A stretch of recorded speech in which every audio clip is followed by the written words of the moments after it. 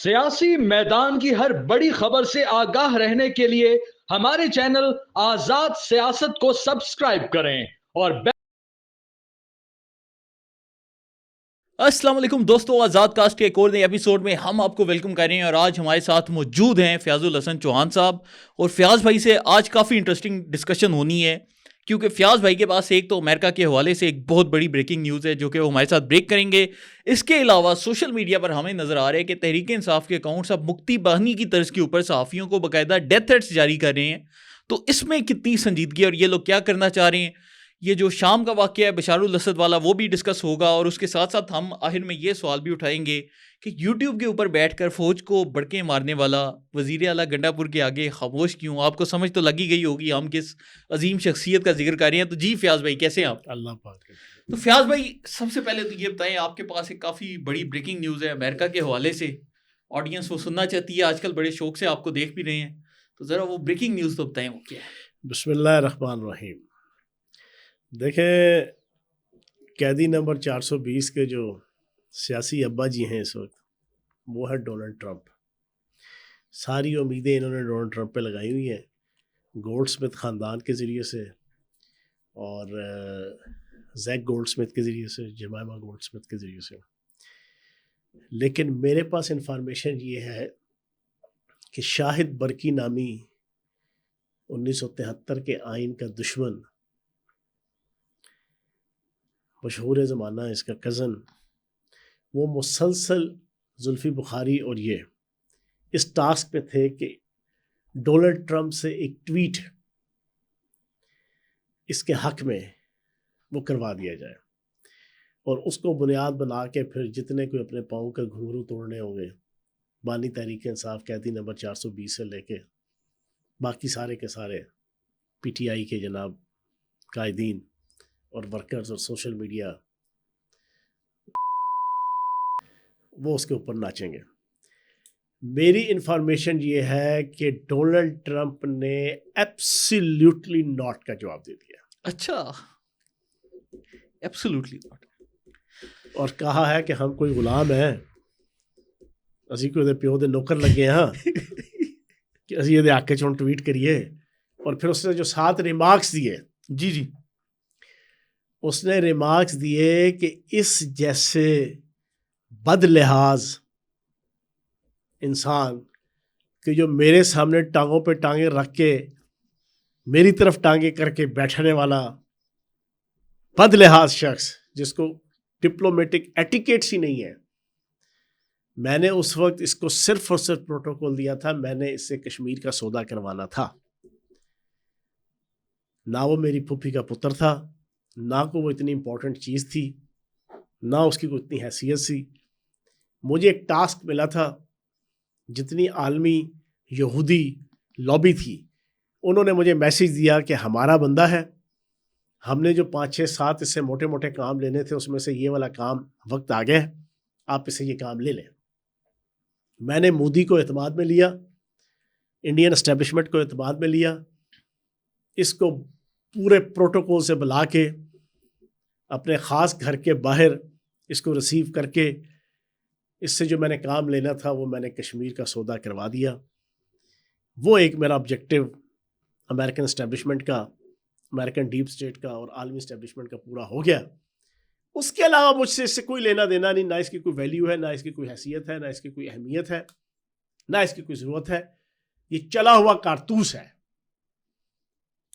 यहाँ तक भी उसकी जो गुफ्तगू हुई उसका मफहूम ये था कि चला हुआ कारतूस है। अच्छा फ़याज़ भाई, इसके ऊपर एक सवाल है जो कि हमारे अक्सर लोगों के ज़हन में भी आ रहा होगा, और खुसूसन ये जो लोग तहरीक इंसाफ वाले आपकी बातें सुन के इस वक्त कुड़ रहे होंगे, मैं उनके लिए भी ये सवाल करना चाहता हूँ कि हमारे जितने ओवरसीज़ हैं उनको हमने देखा कि जी वो ट्रंप के लिए भी लॉबिंग कर रहे हैं, जो बाइडन के लिए भी लॉबिंग कर रहे हैं, यूके में हाउस ऑफ कॉमन्स जा रहे हैं, अमेरिका में जो उनसे कांग्रेस से बिल पास करवा रहे हैं, UN में जा रहे हैं, और अभी इनके पास कोई हुकूमती ताकत नहीं, मतलब अपने ज़ोर पे या अपनी लॉबियों के ज़ोर के ऊपर लगे हुए हैं। लेकिन जब इमरान खान की हुकूमत थी तब भी यही लोग मौजूद थे, यही सारे फाइनेंसर्स मौजूद थे, और तब तो गवर्नमेंट ऑफ पाकिस्तान की बैकिंग भी थी। तो उस वक्त ये कश्मीर के ऊपर खामोश क्यों रहे? और मतलब आज भी ये चाहें तो जिस तरह इमरान खान के लिए UN बोल रहा है, ये गज़ा के लिए भी काम कर सकते हैं, फ़लस्तीन के लिए भी कर सकते हैं। तो کشمیر یا غزہ یا فلسطین ان کا ایشو کیوں نہیں ہے؟ ان کا ایشو عمران خان کیوں ہے؟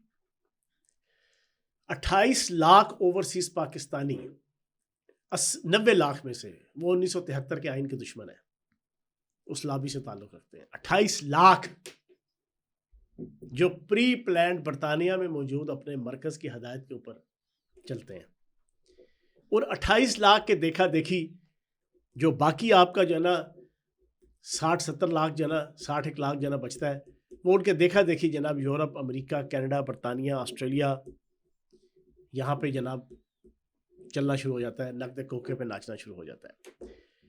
جس طرح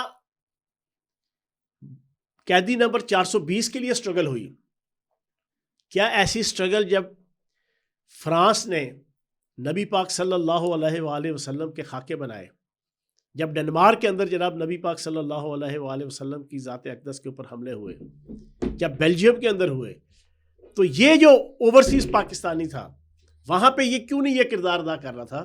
کیونکہ وہ 28 لاکھ جو سارے کے سارے ایکٹیوسٹ ہیں،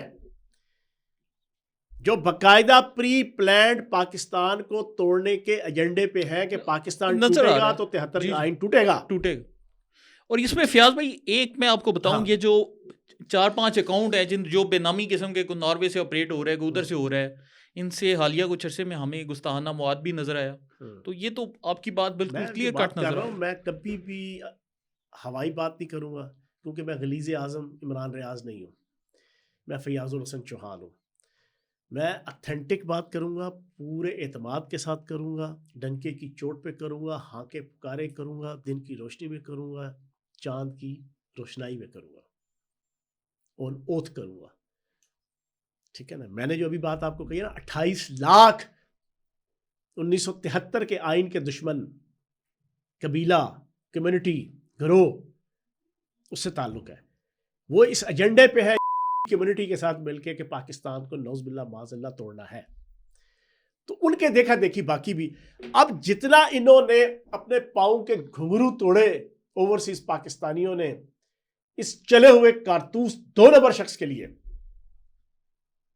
اتنا آپ نے فرانسیسی اسٹیبلشمنٹ کے خلاف، بیلجیم اسٹیبلشمنٹ کے خلاف، ڈنمارک کی اسٹیبلشمنٹ کے خلاف، کیا آپ نے وہ رول پلے کیا؟ اور پھر جو آپ نے سوال پوچھا، اتنا انہوں نے کشمیر کے لیے کیا؟ نہیں، کچھ بھی نہیں بھائی، وہ سارے کے سارے انہیں پتہ ہے کہ وہ ان کا وہ ایجنڈا نہیں ہے۔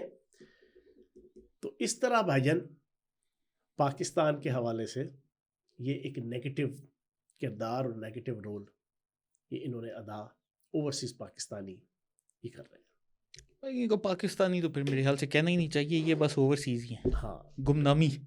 اچھا فیاض بھائی، اب ایک اور چیز آ جاتی ہے، کینیڈا سے، یو کے سے، یو ایس اے صحافیوں کو جی ڈیتھ تھریٹس آ رہے ہیں، ہم جی ان کو ختم کریں گے اور یہ کریں گے۔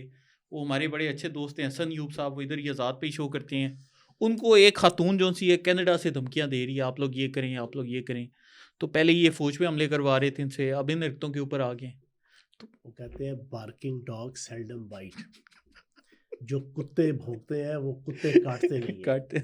کاٹنے والا کتا کوئی اور ہوتا ہے، بھونکنے والا کتا کوئی اور ہوتا ہے، اور کتوں کی جو نسل ہے نا اس میں بھونکنے والے زیادہ ہوتے ہیں، کاٹنے والے کم ہوتے ہیں۔ جو کاٹنے والے ہوتے ہیں نا وہ آرام سے سر نیچے دے کے اپنی من موجی دنیا کے اندر بنداس اور بن باس وہ ہوتے ہیں، تو جب کاٹنے کا وقت آتا ہے تو پھر بندیاں نسر نہیں دیتے، کھنڑ نہیں دیتے۔ تو جو بھونکنے والے ہوتے ہیں نا وہ سارا دن لیٹے ہوں گے تب بھی، الٹے ہوں گے تب بھی، سیدھے ہوں گے تب بھی، ٹانگیں اوپر ہوں گی تب بھی، ٹانگیں نیچے ہوں گی تب بھی وہ بھونک رہے ہوتے ہیں۔ یہ وہ والے کتے ہیں، ہم نے بھگتا ہے، فرحان بھائی آپ نے بھی بھگتا ہے، میں نے بہت بھگتا ہے۔ 22 مئی پچھلے سال پریس کانفرنس کے بعد 1 سال مجھے دن میں نا اوورسیز سے 90% اوورسیز سے ہوتے تھے جی جی، اور یہ وہ والے کتے ہیں کہ وہ سامنے آ کے نہیں بھونکتے۔ یہ والے کتے جو ہے نا صرف دور دور ہو کے نا، دوروں دوروں اکھیاں مارے منڈا پٹواری دا، ٹھیک ہے نا، یہ وہ والے کتے ہیں۔ کوئی امریکہ سے، کوئی برطانیہ سے، کوئی یو اے ای سے، کوئی سعودی عرب سے، کوئی جناب آپ کا قطر سے، کوئی ڈنمارک سے، کوئی بیلجیم سے، سارا دن ننگی گدی گالیاں، دھمکیاں۔ پھر پاکستان کے اندر بھی اچھا خاصا اس وقت رشتہ پہلا سال ان کا یہ تھا کہ فیاض الحسن چوہان بھی جواب دے. انہیں پتا تھا یہ جذباتی ہے, گجر ہے, ٹھیک ہے نا جی, ڈنڈے مار ہے, یہ کوئی آگے سے بولے گا ہم اس کو ٹیپ کر لیں گے, اس کو وائرل کریں گے. اچھا, میرے لیے یہ ایک obligation تھی. میں نے اس کا حل کیا نکالا, میں نے ایک اپنی بریگیڈ تیار کر لی. میرے ایک عزیز رشتہ دار جو تھے, ٹھیک ہے نا جی, میں نے وہ 10-15 بندوں کی, جو کوئی ایسا کتا متھے لگتا تھا نا, اس کا نمبر میں دیتا تھا. جب تک وہ کتا کانوں کو ہاتھ لگا کے جو ہے نا معافی نہیں مانگتا تھا نا, 2 ہفتے اس کو صبح سے لے کے رات تک اس کو یاد کرایا جاتا تھا. ہاں تو وہی کتا ہے جس فون کیتا سی فیاض الحسن چوہان, تب سیدھا ہو گیا, ٹھیک ہے نا. بتانے کا مقصد یہ, اور پھر میں نے 3 بھگتے فزیکلی. میں گزر رہا ہوں, پیچھے سے بھونکا بھونکی کتوں والا, میں نے اسپیئر کیا, تھوڑا سا آگے گیا ہوں, پیچھے سے پھر میں واپس ہوا ہوں. خدا کی قسم کان پکڑا کے لتر اور چھتر مارے, جوان مسٹنڈے. پھر معافی مانگنا شروع ہوئے. اور سر یہ پارکنگ ڈاگ سیلڈم بائٹ. یہ کوئی ریسنٹ ہوا ہے فیاض بھائی آپ کے ساتھ ایسا واقعہ شیئر کریں نا؟ پرسوں ایک میرے ساتھ واقعہ ہوا. پرسوں ہو گیا؟ پرسوں اچھا بڑے اور سے بات. اچھا یار ایسی غلیظ نسل تیار کی ہے اس غلیظ آدمی نے. مجھے بڑے افسوس سے یہ فکر کہنے پڑتے ہیں. یار ہم نے دیکھا ہے ملک رول دیا, عدالتیں رول دی, فوج رول دی, ایجنسیاں رول دی, ادارے رول دیے, مخالفین رول دیے, ایتھکس رول دی, ویلیوز رول دی, ثقافت رول دی, موریلٹی رول دی انہوں نے. اس قیدی نمبر 420 اور اس کے جناب فالورز نے. پرسوں میں اپنے ڈیرے پہ جا رہا اسلام آباد کے مضافات میں, میں پیدل پہاڑی کے اوپر چڑھ رہا, سائڈ پہ قبرستان ہے. میری ایک عادت ہے, میں گاڑی نیچے اتر جاتا ہوں, آدھا کلومیٹر میں پوری سلوب ہے جانا, اس طرح میں اس پہ واک کرتا ہوں کہ چلو یار شوگر کے پوائنٹ آف ویو سے بھی اور باقی بھی کولیسٹرول اور یہ وہ. میں جا رہا ہوں اوپر, سائڈ پہ قبرستان ہے. ایک 30-35 سال کا لڑکا جو ہے نا, انتہائی 3rd کلاس, وہ قبر کے اوپر کھڑا ہے آخری والی. اب میں اس کے سامنے سے گزر رہا ہوں نا, اس نے عمران خان زندہ آباد. اب وہ گاڑی میری پیچھے تھی, میں اکیلا تھا, میرا گارڈ میرا ڈرائیور وہ پیچھے آ رہے تھے گاڑی میں.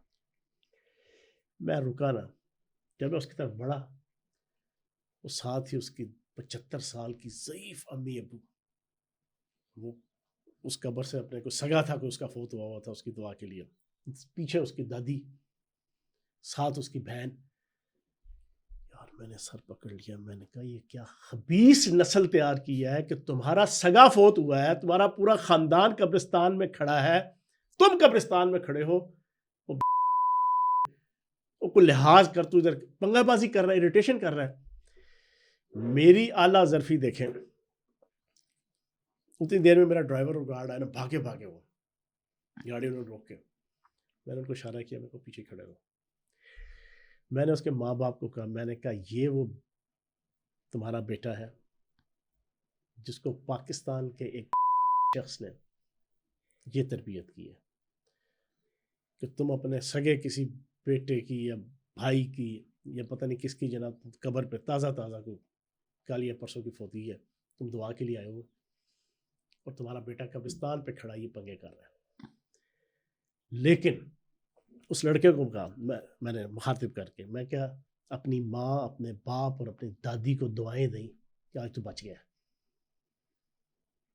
ورنہ جگہ بھی سنسان ہے. تیرا جو ہے نا جو کلٹ ہے نا, اس پہ وہ شہباز گل جا کہتے تھے رندہ پھیرنا, اس پہ ایسا رندہ پھیرنا تھا کہ تو نے پوری زندگی پھر اس کے بعد زندہ باد کا نعرہ بول جانا تھا. نہیں تو وہ بولا پھر آگے کوئی جواب دیا؟ کافی شرمندہ. اس کے ماں باپ نے اس کو برا بھلا کہنا شروع کر دیا. سر ماں باپ نے اس کو برا بھلا کہ یہ ہے ہی بے غیرت, بے شرم, اس کو یہ نہیں پتا کہ یار قبرستان پہ کھڑے ہیں, ہمارا سگا رشتہ دار فوت ہوا کل یا پرسوں کا, پوری فیملی ہے, بہن ہے, ماں ہے, میں بوڑھا باپ ہوں. میں نے اس کو کہا تیری قسمت اچھی ہے, میری گریٹنس دیکھیں, یہ میرے باپ کی تربیت تھی, ورنہ خدا کی قسم کھا کے کہہ رہا ہوں, جب اس نے یہ کہا نا, مجھے چھیڑا نہیں جاتے ہوئے, میں نے دل میں طے کیا، میں کہ یار آج ہاتھ سیدھے کر رہے ہیں، اسٹوڈنٹ پالیٹکس یوتھ، اس کے بعد بڑا عرصہ ہو گیا کسی کا ذرا ہاتھ نہیں سیدھے ہوئے جی اور کر رہے میں نے اکیلے تھے. سر بات یہ ہے، یہ بے غیرت ہے، تھٹ لگاتے ہیں، ان کے پلے کچھ بھی نہیں ہے. ان کو کہو ساروں کو آؤ پاکستان آؤ، پاکستان آؤ. ان سارے صحافیوں کو جو ریاست کی ملک پاکستان کی جنگ لڑ رہے ہیں یا سیاستدانوں کو، ان کے سامنے نا 1 to 1 آ جاؤ. آپ 1 to 1 آئے، بالکل صحیح. ان کو وہ لوز موشن لگیں گے کہ جس لوز موشن کی دوائی نہ فلیجل میں ہوگی تو نہ کسی اور. لوز موشن تو فیاض بھائی ایسے لگے ہیں کہ لیڈر نے کہا ڈی چوک پہ فائنل کال ہے، آئے کوئی نہیں. لیڈر کہہ رہا تھا ڈو اور ڈائی، وہ تو ادھر باہر بیٹھے ہوئے. بات یہ ہے کہ پاکستان سے آگے کوئی نہیں ہے. جی جی، ہم ریاست پاکستان کی جنگ لڑ رہے ہیں، ہم اپنے پاکستان کی جنگ لڑ رہے ہیں. ہر ایک کے باپ باپ نے قربانیاں دی ہیں اس پاکستان کے لیے، لاکھوں خاندان ہیں جنہوں نے قربانیاں دی ہیں، سب نے دی ہوں گی. میرے والد نے چودراہٹ چھوڑ کے، ذیلداری چھوڑ کے، اپنے باپ کی، میرے پردادے دادے کی زمینیں چھوڑ کے 10-12 مربع زمین کا مالک چودھری محمد بخش، ضلع ہوشیارپور، تحصیل ہوشیارپور، جناب آپ کا گڑھ شنکر علاقہ، وہاں سے اٹھ کے بے سر و سامانی کے عالم میں، زیرو نہیں مائنس کے عالم میں اس پاکستان کی خاطر آیا. اور اس طرح کے لاکھوں خاندان ہیں. یار ہم نے اس پاکستان کے لیے اپنا لہو، اپنی جاگیرداری، اپنی جناب زیلداری، اپنی زمینیں، اپنے باغات، اپنے معاملات ہم نے چھوڑے ہیں. ہمارے باؤ اجداد نے، ہمیں اس دھرتی ماں سے بہت محبت ہے. پھر اس دھرتی ماں کی خاطر ہمارے خاندان کے جوانوں نے قربانیاں دی ہیں فوج کے اندر، ملک کے اندر. میرا بیٹا جناب سرحدوں پہ جناب کھڑا راتوں کو جاگ رہا ہے، میرا بھائی اسے پوری زندگی داؤ پہ لگائی ہے، میرے کزن، میرے رشتہ دار، اس طرح ہر ایک کے. میں کم از کم بے غیرت نہیں ہوں کہ میں اپنے ملک اور اپنی ریاست کے احسانات اور اس کی اہمیت کو بھول جاؤں. مجھے پتا ہے کہ اس ملک کی، اس ریاست کی اہمیت کیا ہے. یہ باہر بیٹھے وہ جی سول نافرمانی کریں گے، کیا ہوگا؟ ہم جناب ریمیٹنس نہیں بھیجیں گے. تمہاری ایسی کی تیسی ریمیٹنس تو اپنے باپ کو بھیجتے ہو کہ ریاست کو بھیجتے ہو؟ نہیں فیاض بھائی، یہ جو ریمیٹنس والا ڈرامہ ہے، میں آڈینس کے لیے بھی کلیئر کر دوں، یہ انہوں نے 2.5 سال پہلے شروع کیا تھا، اور اس وقت جو شہباز شریف دور میں ریمیٹنسز آ رہی ہیں وہ عمران خان دور سے زیادہ آ رہی ہیں. جی جی، تو یہ ریمیٹنس والا تو انہیں 2.5 سال پہلے کر چکے ہوئے ہیں، ٹرائی کر چکے ہیں. Sir ji remittance State Bank of Pakistan کو بھیجتے ہیں. نہیں اپنے گھر والوں کو بھیجتے ہیں. نیشنل بینک جو پاکستانی ہے اس کا ایک اکاؤنٹ ہے حکومت پاکستان کا. جی جی، وزیر اعظم شہباز شریف کا، جی جی، اس کی ذات کا، اس کے بچے سلمان شہباز کا، اس کے بچے حمزہ شہباز کا، جی جی، اس میں جاتے ہیں. نہیں. اور بھائی تم نے اپنی چھوٹی امی کی جناب کاروائی پوری کرنی ہے، اپنے بڑی امی کی دوائی پوری کرنی ہے، اپنے بچے کی جناب پیمپر اور جناب تعلیم پوری کرنی ہے، اپنے بوڑھے باپ کے لیے جناب میڈیکیشن وہ پوری کرنی ہے، اور تم اس کے لیے پیسے بھیجتے ہو. جناب ہم پیسے دینا بند کر دیں گے. کرو نا بند، کرو بند. جناب چھوٹی امی نے جناب نانا تمہارے پٹاخے نکالے، جی جی، تمہاری بڈی نے سارے پیج پرزے سیدھے کر دینے. تو یہ ڈرامے بازیاں کہیں اور کریں. اس ریاست کے سرصدقے تمہاری عزت ہے، احترام ہے، وقار ہے. نہیں تو پھر لیبیا ہے، شام ہے، یمن ہے، عراق ہے.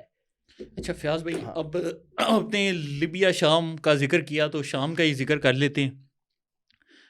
شام میں اس وقت 5 مسلح گروہ جو سے ہیں وہ انہوں نے بشار الاسد کو ہٹا دیا، اور بالکل میں نے وہاں کا کیس اسٹڈی کیا ہوا ہے، بالکل اسی سٹائل پہ بغاوت ہوئی تھی.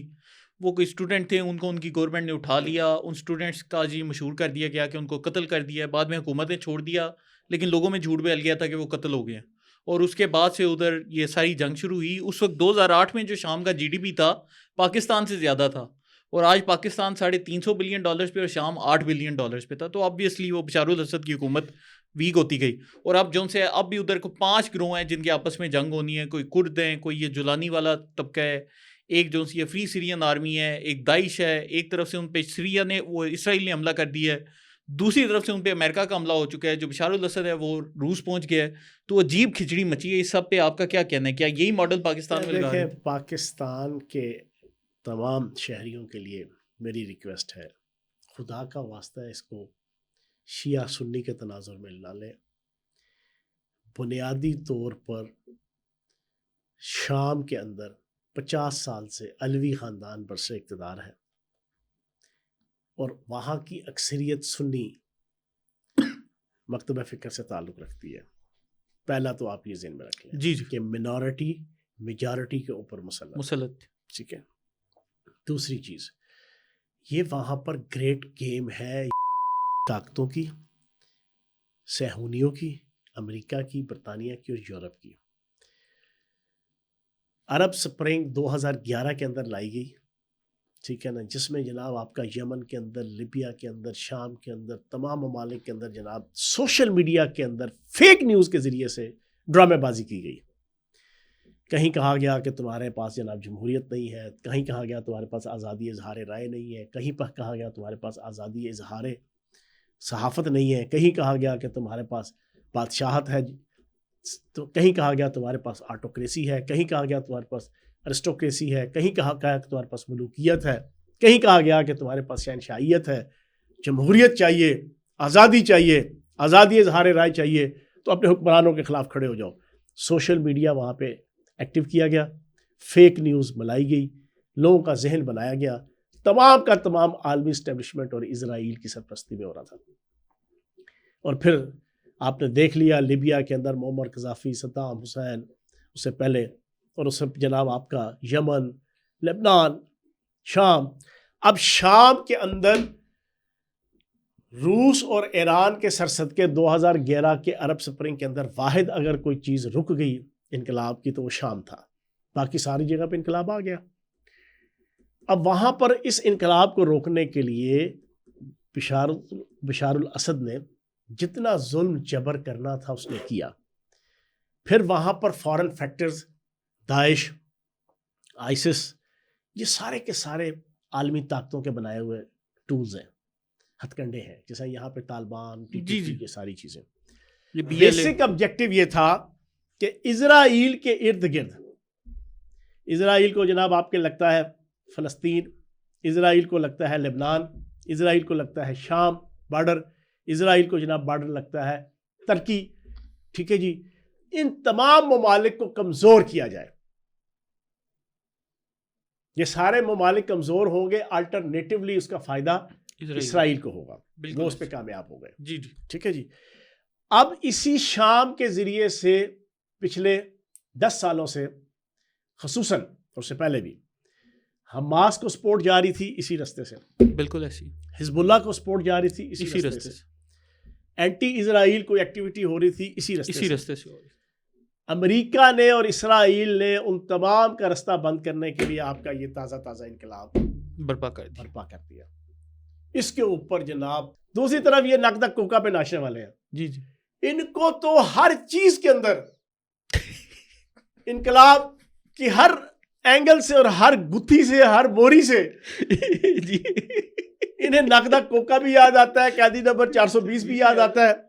انہوں نے کہا سری لنکا بن جائے پاکستان, وہ نہیں بنا. انہوں نے کہا بنگلہ دیش بن جائے پاکستان, وہ نہیں بنا.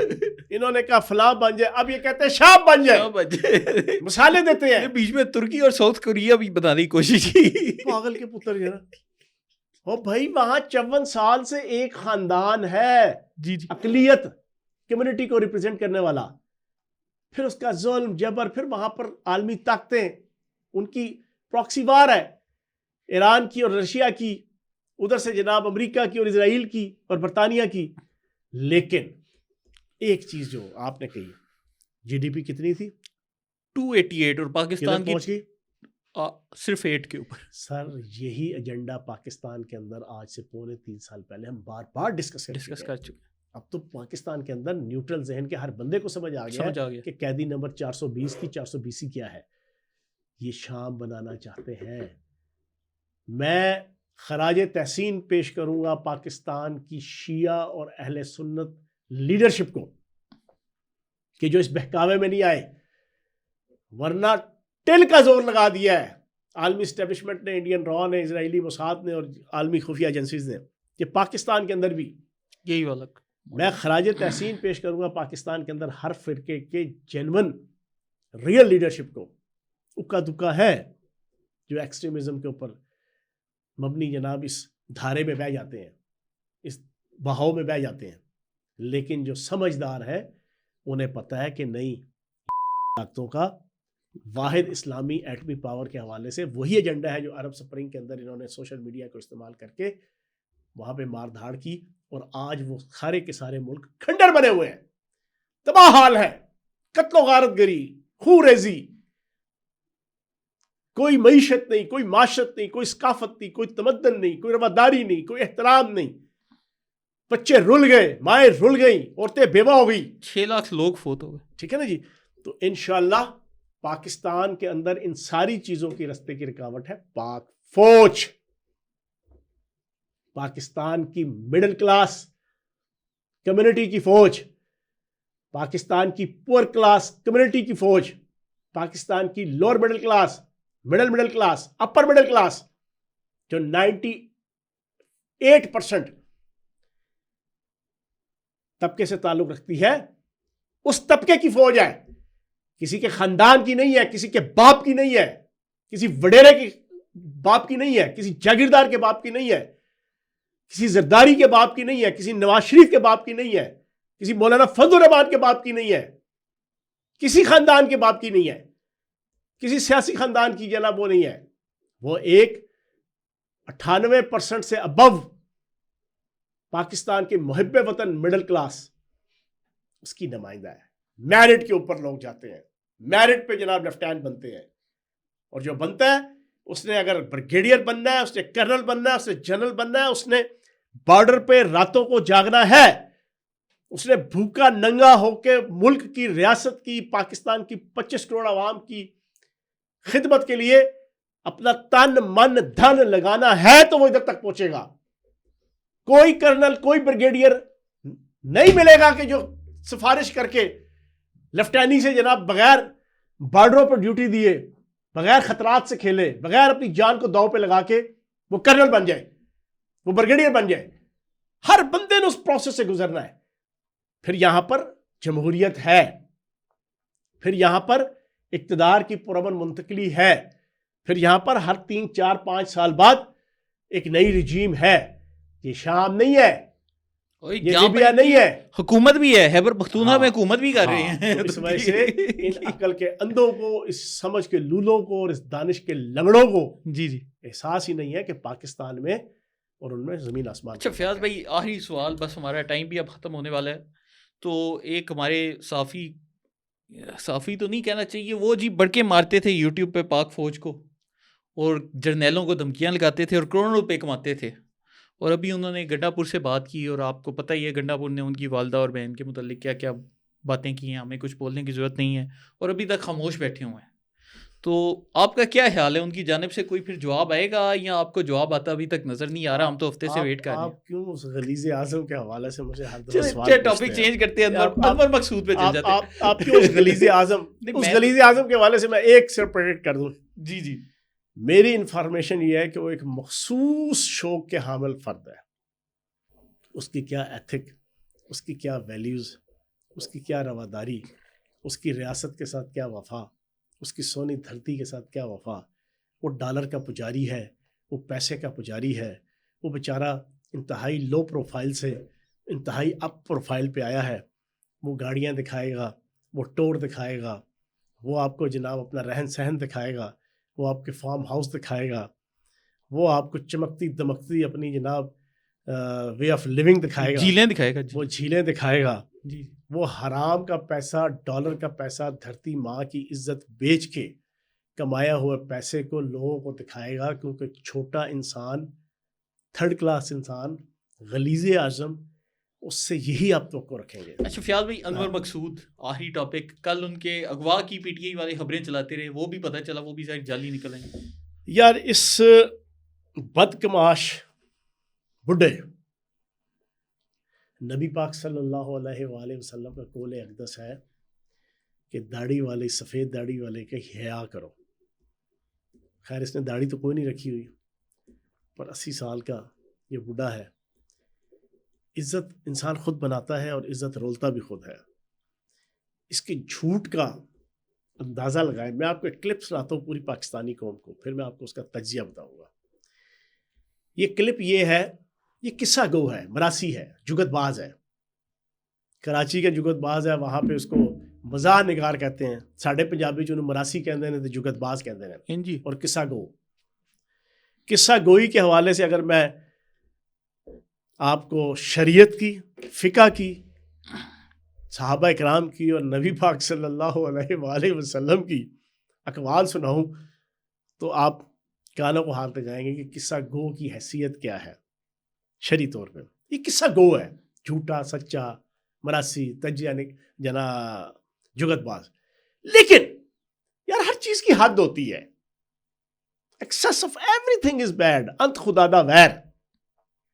انی نہ ڈالو نہ، اچھائی میں بھی ایک حساب سے اور برائی میں تو خصوصاً. لیکن اس نے تو انی ڈال دی. اب دیکھیں یہ صرف تالیاں بجوانے کے لیے اور واہ واہ کروانے کے لیے بیٹھا ہوا ہے محفل میں. اس طرح کی محفل پاکستان میں ویلے ہیں. عالمی طاقتوں کی سرپرستی میں جناب بہت سی آرگنائزیشنز ہیں، اینٹی ریاست، اینٹی عدالت، اینٹی فوج، اینٹی ISI، اپنی جناب ویوز دینے کے لیے سرخ انقلاب کی چھتری تلے یہ ہوتی رہتی ہے. میں وزیر ثقافت رہا ہوں، مجھے پتہ ہے. وہاں پر یہ نا اپنی جناب وہ لینے کے لیے واہ واہ. اس نے قصہ سنایا. قصہ کیا ہے جی سنیں. اس نے کہا جی فوج کو ملائن کرنے کے لیے اس نے ایک جھوٹا قصہ کیا بنایا کہ جناب 92 کے اندر عمران خان ورلڈ کپ جیت کے آیا، ضیاء الحق کی حکومت تھی. میں نے اس کے بیٹے اعجاز الحق کے ذریعے سے اس سے ٹائم لیا. میں وہاں گیا، میں نے وہاں پر ٹائم زیادہ لے لیا. اس نے فرانس کے صدر کو ملنا تھا تو ضیاء الحق نے مجھے گلہ کیا کہ یار تم نے 5 گھنٹے لے لیے. تمہیں میں نے بتایا تھا کہ میں نے فرانس کے صدر کو ملنا ہے.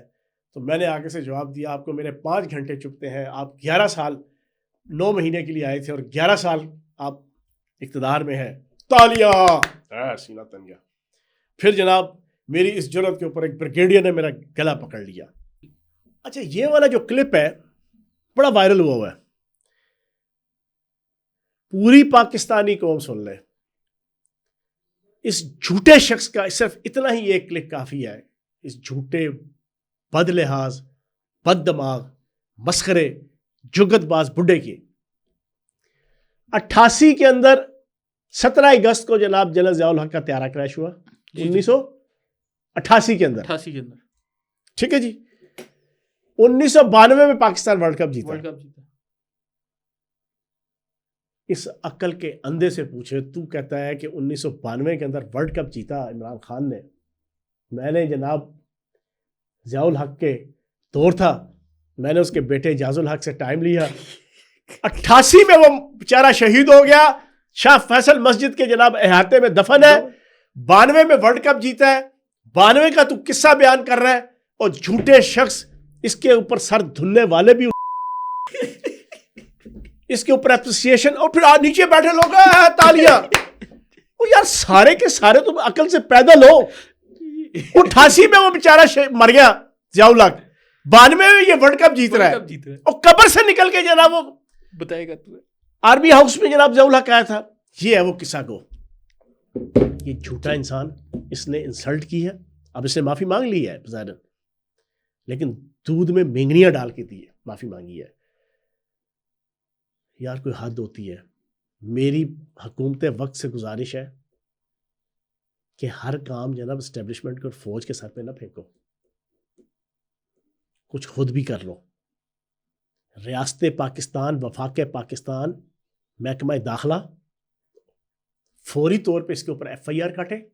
شہداء کی تضحیق، پاک نیوی کے اور پاک افواج کے، اس کو گرفتار کریں بے ڈھنگے طریقے سے، متی اللہ جان کی طرح کے نہیں.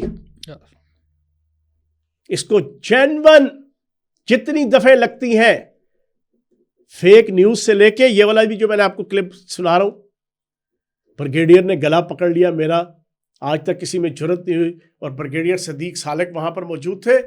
انہوں نے کہا کہ تم نے یار یہ بدتمیزی کر دی. اور بریگیڈیئر سعید سالک بھی 1988 شہید ہو گیا جی، کریش میں شہید ہو گیا جی. مجھے یاد ہے اتنا بڑا بے غیرت ہے یار یہ بڈھا. اس کی مت ماری گئی ہے. قیدی نمبر 420 نے اپنی طرح کے ہزاروں 420 ہر شعبہ زندگی کے اندر پیدا کیے ہیں, ان میں سے ایک یہ بوڑھا بس کر دیا. تو چلے دوستو, اس کے ساتھ ہی آج کے شو کا اختتام کرتے ہیں. آپ کے جتنے بھی کمنٹس ہیں ہمارے لیے انتہائی ہے, میں اس لیے کمنٹس کرنا نہ بھولیں. فیاض بھائی آپ کمنٹس پڑھ رہے ہیں کہ نہیں پڑھ رہے؟ دیکھیں فیاض بھائی کہہ رہے ہیں میں کمنٹس پڑھ رہا ہوں, تو کمنٹس پہ اپنی رائے کا اظہار کریں اور آزاد سیاست کے چینل کو لائک, سبسکرائب اور شیئر کرتے جائیں. بہت شکریہ.